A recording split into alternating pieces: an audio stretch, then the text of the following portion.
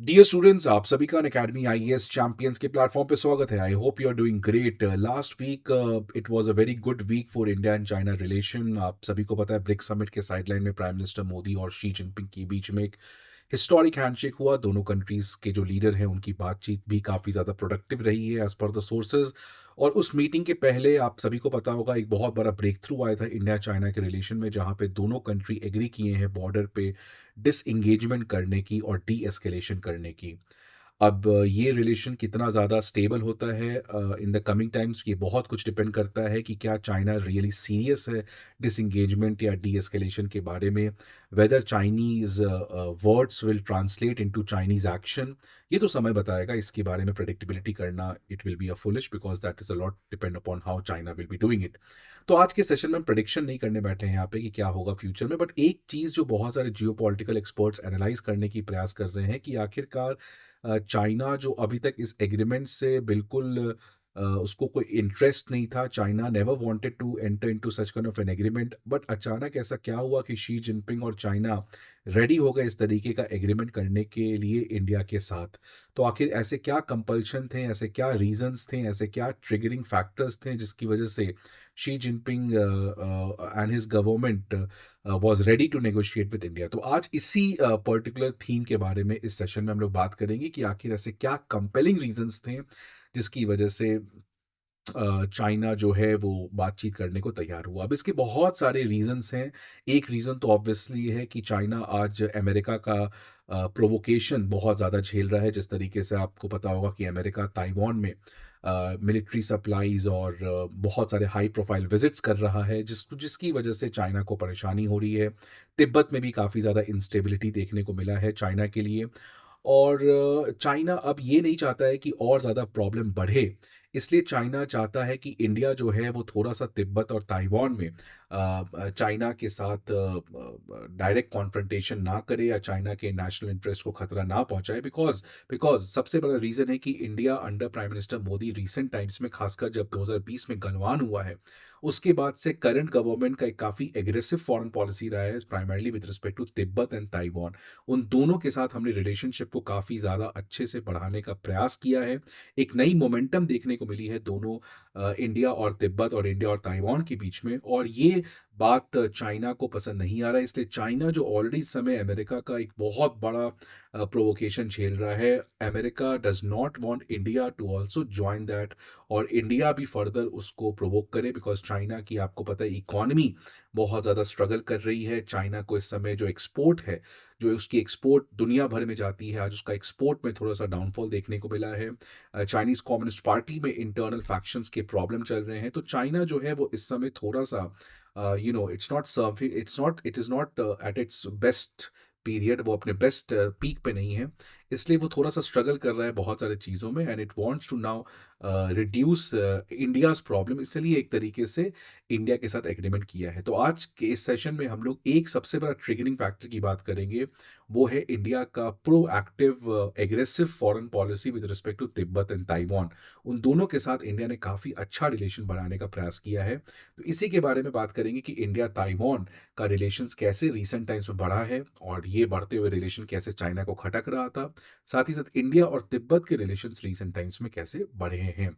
तो इन्हीं सारी चीज़ों को आज हम लोग इस पर्टिकुलर सेशन में बात करने जा रहे हैं। ओके, सो सबसे पहला चीज़ आपको ये जानना है कि रीसेंट टाइम्स में आप देख सकते हैं 18 अक्टूबर को ये न्यूज़ है, ताइवान का तीसरा ऑफिस इंडिया में खुला था मुंबई में। पहला ऑफिस न्यू दिल्ली में था, दूसरा चेन्नई में था, और तीसरा ऑफिस ताइवान का खुला है मुंबई में।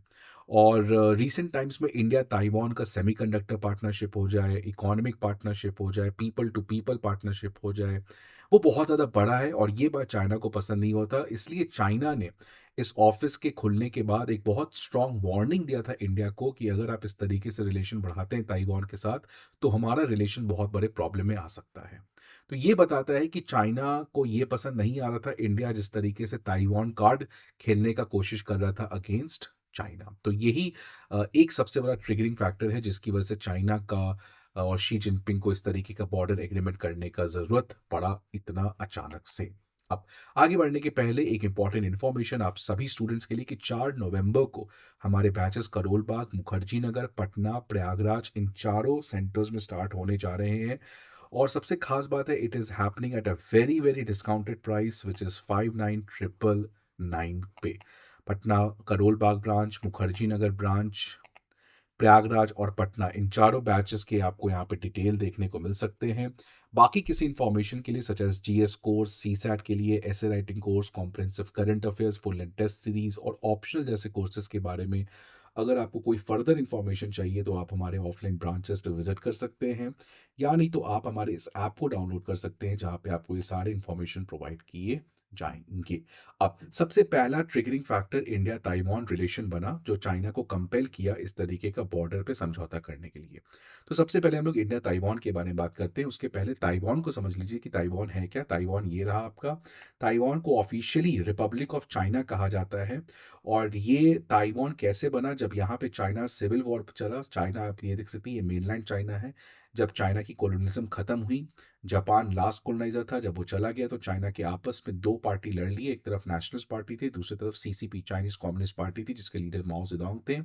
और ये जो केएमटी पार्टी थी, क्विमिंतांग नेशनलिस्ट पार्टी, इसके लीडर चियांग काई शेक थे। उस सीसीपी उस पर्टिकुलर सिविल वॉर में चाइनीज कम्युनिस्ट पार्टी जीत गई और उसने अपने आप को यहाँ पे स्टैब्लिश किया। और ये जो नेशनलिस्ट वाले लोग थे ये इस वॉर में हार चुके थे और इनको यहाँ से भाग के एग्जाइल करना पड़ा इस पर्टिकुलर छोटे से आइलैंड में। और जब ये यहाँ पे पहुंचे तो उन्होंने कहा कि we are the real China, और उसने अपने चाइना को नाम दिया रिपब्लिक ऑफ चाइना, जिसको हम ताइवान कहते हैं। और ये जो सीसीपी पार्टी यहाँ पे अपने आप को स्टैब्लिश की, इन्होंने कहा कि we are the real China which is the People's Republic of China. तो इस तरीके से ताइवान का क्रिएशन हुआ।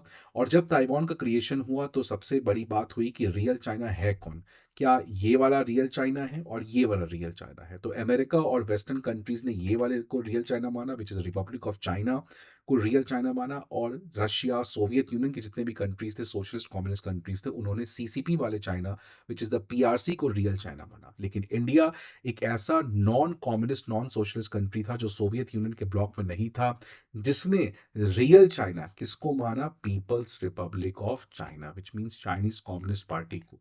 इसलिए ताइवान के साथ रिलेशन हमारा कुछ खास नहीं रहा है। 1949 में इंडिया ने वन चाइना पॉलिसी माना और किसको रिकॉग्नाइज किया, पीपल्स रिपब्लिक ऑफ चाइना। मतलब ताइवान के साथ हमारा कोई भी रिलेशन नहीं था और हमने वन चाइना पॉलिसी माना कि चाइना एक ही है और वो चाइना है कौन, पीपल्स रिपब्लिक ऑफ चाइना। और इसी पीपल्स रिपब्लिक ऑफ चाइना के अंदर भी ताइवान आता है।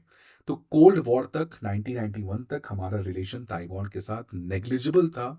कोल्ड वॉर जब खत्म हुआ उसके बाद इंडिया अपने इकोनॉमिक इंटरेस्ट को बढ़ाना चाहता था। इंडिया अपने फॉरेन पॉलिसी में पार्टनर्स को बढ़ाना चाहता था।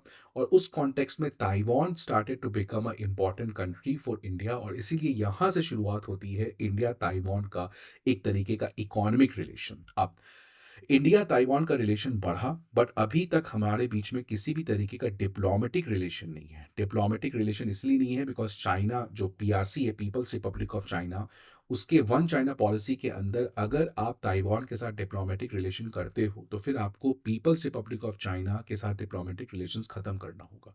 आप दोनों के साथ नहीं रख सकते हो। इसलिए इंडिया ने ताइवान रिपब्लिक ऑफ चाइना के साथ किसी भी तरीके का डिप्लोमेटिक रिलेशन नहीं रखा है, बट इसके बावजूद हम दोनों का रिलेशनशिप काफ़ी ज़्यादा बढ़ा है। आप देख सकते हैं 1995 में इंडिया ताइपी एसोसिएशन करके एक ऑफिस खोला गया, Taipei which is a Indian representative office in Taiwan. फिर सिमिलरली ताइवान का जो रिप्रेजेंटेटिव ऑफिस इंडिया में खोला गया उसका नाम था Taipei economic and cultural centre. तो एक तरीके से आप मान लो ये एम्बेसी है, बिकॉज डिप्लोमेटिक रिलेशंस तो है नहीं तो एम्बेसी तो खोल नहीं सकते हैं। तो एम्बेसी का एक ऑल्टरनेटिव इंडिया ने ताइपी में खोला है, ताइवान के कैपिटल में, और ताइवान ने खोला है इंडिया में अपना एक रिप्रेजेंटेटिव ऑफिस जिसको Taiwan economic and cultural centre कहते हैं। सबसे पहले ये न्यू दिल्ली में खुला था, उसके बाद 2012 में ये चेन्नई में खुला है और अब 2024 में ये मुंबई में भी खुला है। 2010 क्राइसिस एक बहुत इंपॉर्टेंट क्राइसिस था जब इंडिया ने एक बहुत ही डिप्लोमेटिक चेंज किया था। जब इंडिया ने, आपको पता है कि 2010 में पहली बात तो हुआ क्या था कि बीजिंग ने एक स्टेपल्ड वीज़ा करके कंट्रोवर्सी छेड़ दिया था। After Beijing started to give stapled visa to the residents of Jammu and Kashmir and Arunachal प्रदेश।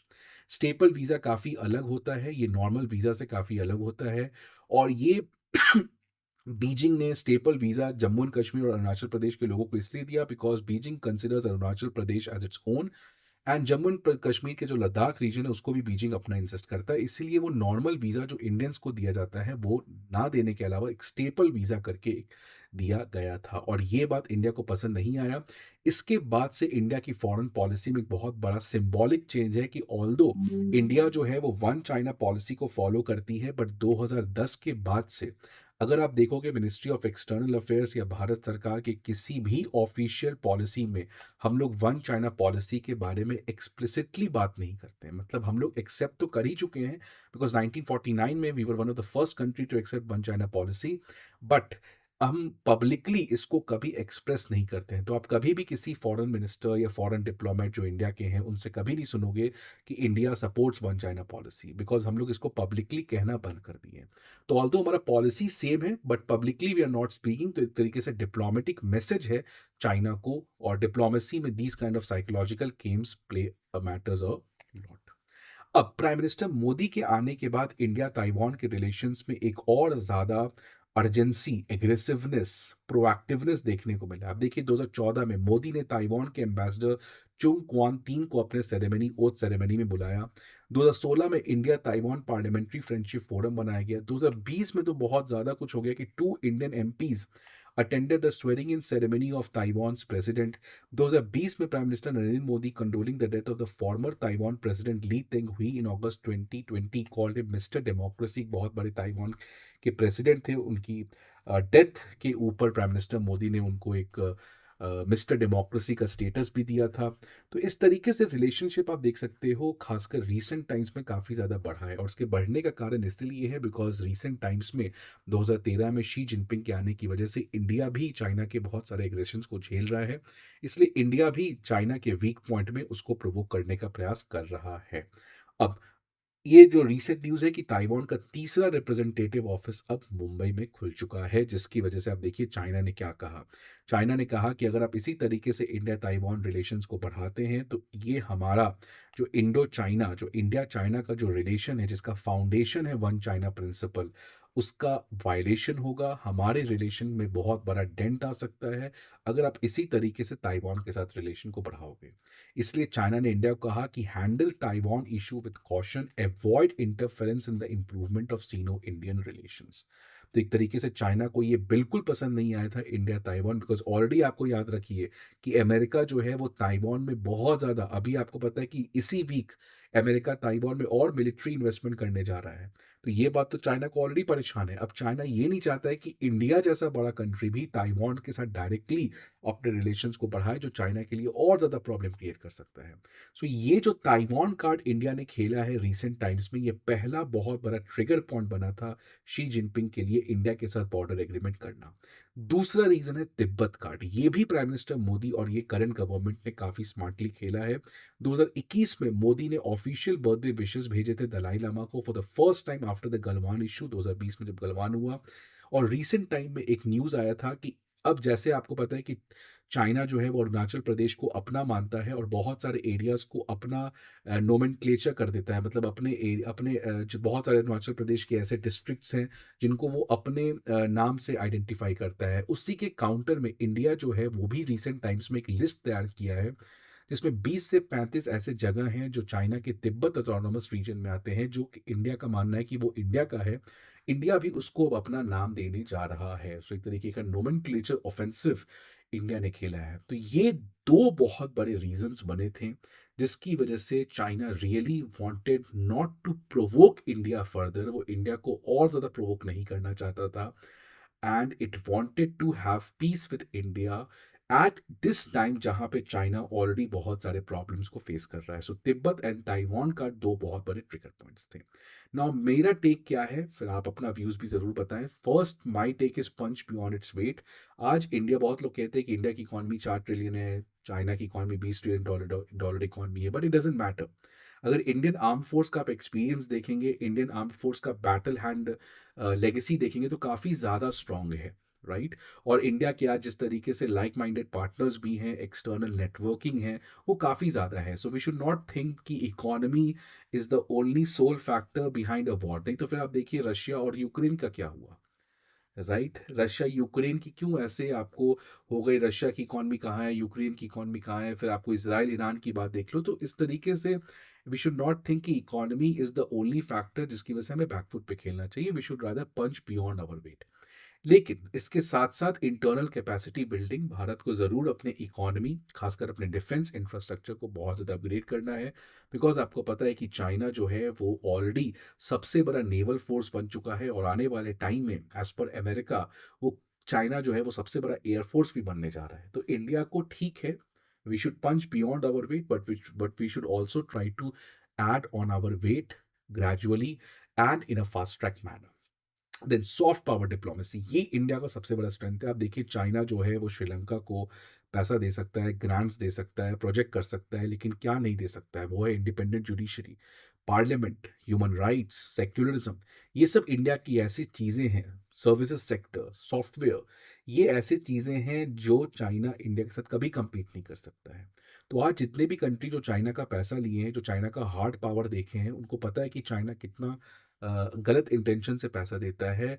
जब तक आप इंस्टीट्यूशंस को नहीं बनाओगे, जब तक आप एक फेवरेबल डेमोक्रेटिक कंडीशंस को नहीं बनाओगे, तब तक आप कभी भी लॉन्ग टर्म में ग्रो नहीं कर सकते हो। लॉन्ग टर्म में ग्रो छोड़ो, आप एग्जिस्ट नहीं कर सकते हो। और उन चीज़ों के लिए इंडिया जो है that is the right country to provide that. So India को अपने सॉफ्ट पावर डिप्लोमेसी को काफ़ी ज़्यादा बढ़ाना चाहिए। People to people connect with the people of Taiwan more further. इस तरीके से वी कैन टेक और बैलेंस द चाइना। आपके क्या व्यू है, आप चाइना को कैसे हम बैलेंस कर सकते हैं? ज़रूर कमेंट बॉक्स में बताएं। See you again in the next video. Till then good bye and take care.